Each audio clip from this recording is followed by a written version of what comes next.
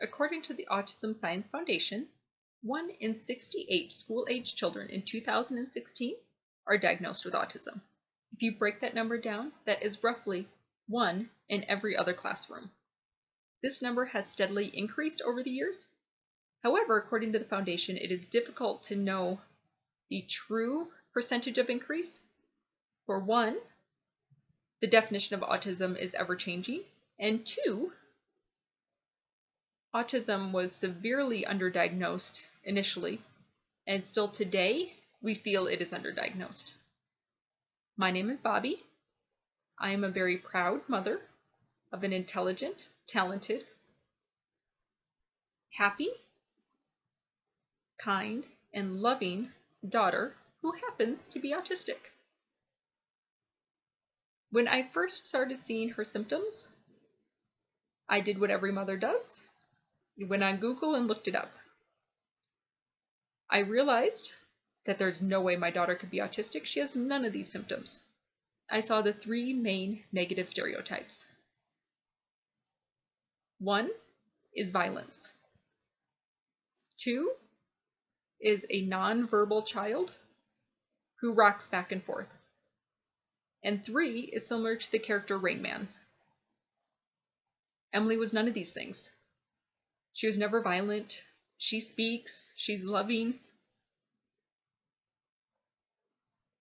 So to me, there was no chance. When I finally reached that diagnosis, I was crushed, not because my daughter has autism, but because how people were going to treat her. As a parent with a highly functioning autistic daughter, I would like the world to understand that no two autistic children are alike. This is not a contagious disease. It is a different way of thinking and feeling. And all autistic children feel emotion. They have an inability or difficulty in expressing that emotion, but they feel deeply. When I first tell people that Emily is autistic, the first thing that they say is she doesn't look autistic. So it brings me to the obvious question, what does autism look like? So we've already discussed it can look like the Rain Man character. It can be a nonverbal child. It can be violence. That is a very narrow end of the spectrum. All children diagnosed fall somewhere in that spectrum with varying degrees of any and all symptoms. There's a possibility you know somebody with autism and you don't even know it. High-functioning autistic children are remained in general education classes. They go to college. They have successful careers. My daughter, at the age of 11, has the dream of becoming a veterinarian. I have no doubt in my mind that she has the capability to achieve that goal and her dreams. Autism is not a disease. Your child will not contract it by playing with my daughter. According to the Brain Performance Center, autism can affect several parts of the brain at varying degrees. The most common parts of the brain affected are emotional response, memory, perception, fine motor skills, and speaking.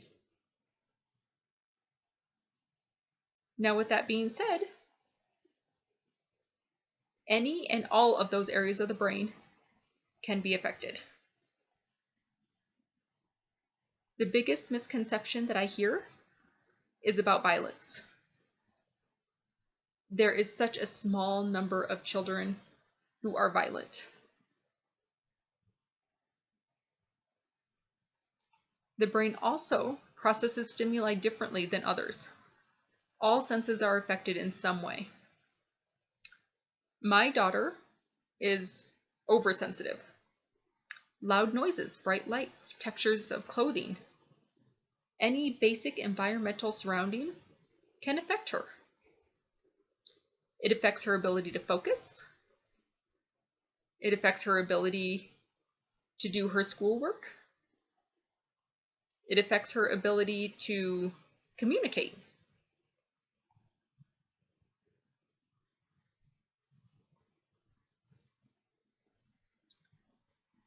It is a myth that all individuals with autism do not feel emotion.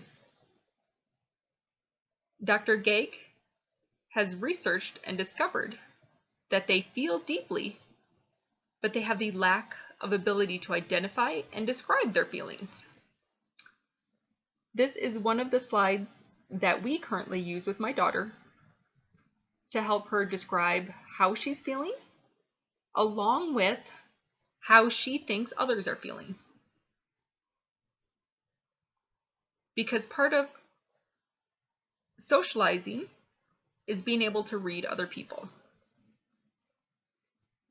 She takes, if you say, "How are you?" and you say, "Fine," she assumes you're fine. She does not have the ability to read your face or your body language to say, "No, something is really wrong." This is Emily's largest goal for therapy, as we feel this is the biggest skill that she needs to interact with the average world.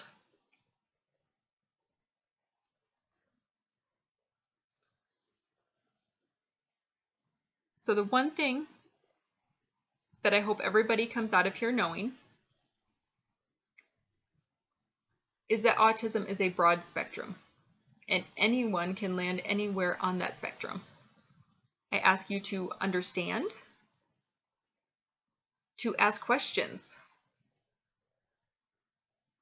and to not feel the negative stereotypes that come along with this disease. Autism is not contagious. It is a different way of thinking and processing information.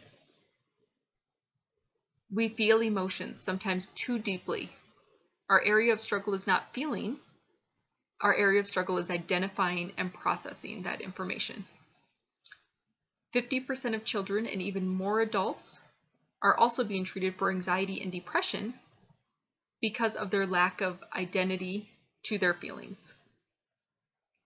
So the next time you hear a parent say, "My child has autism," ask them questions.